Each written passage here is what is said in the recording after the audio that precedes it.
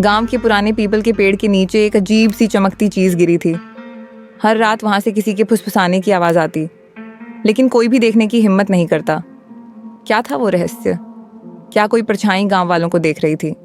अरे भाइयों और बहनों, स्वागत है टूनवाला पे, जहाँ मिलेगी मस्ती, मजेदार कार्टून्स और फुल ऑन धमाल। यहाँ मिलेगी हंसी, मजाक और ऐसी कहानियां जो दिल जीत लेंगी। तो देर किस बात की, जल्दी से सब्सक्राइब करो और जुड़ जाओ टूनवाला फैमिली के साथ। तो चलिए आज की कहानी शुरू करते हैं।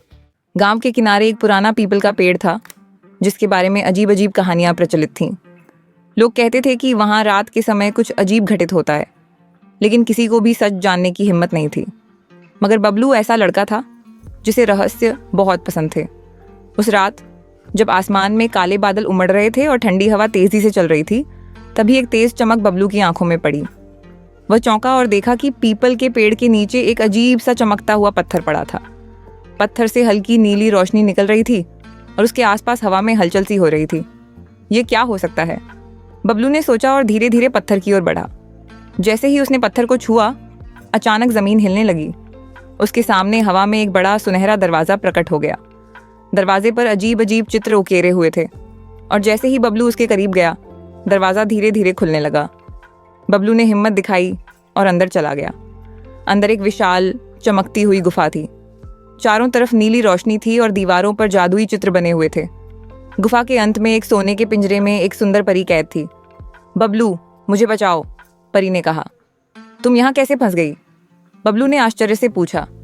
इस गुफा में एक दुष्ट जादूगर रहता है जिसने मेरी शक्तियां चुरा ली हैं। अगर उसने मेरी शक्तियां हमेशा के लिए रख लीं तो ये पूरा जंगल अंधकार में डूब जाएगा, परी ने कहा। बबलू ने हिम्मत नहीं हारी। उसने चारों ओर देखा और ध्यान दिया कि जादूगर की शक्तियां एक काले क्रिस्टल में कैद थीं। मगर उस क्रिस्टल को छूते ही जमीन फिर से हिलने लगी और गुफा में एक तेज गड़गड़ाहट हुई। एक डरावनी हंसी गूंजी और अंधेरे में से एक लंबा काले चोगे वाला जादूगर प्रकट हुआ।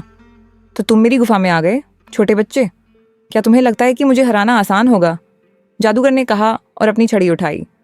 लेकिन बबलू डरने वाला नहीं था। उसने सोचा और उसे याद आया कि गांव के बड़े बुजुर्ग कहते थे कि बुरी शक्तियां हमेशा अच्छाई के आगे हार जाती हैं। उसने हिम्मत से परी का नाम लेकर जोर से पुकारा और कहा, सच्चाई और अच्छाई की शक्ति सबसे बड़ी होती है। जैसे ही उसने यह कहा, जादूगर के आसपास की हवा हलचल में आ गई। परी के पंखों से तेज सुनहरी रोशनी निकली और क्रिस्टल टूट गया। जादूगर जोर से चिल्लाया, नहीं, और धुएं में बदलकर गायब हो गया। परी आजाद हो गई।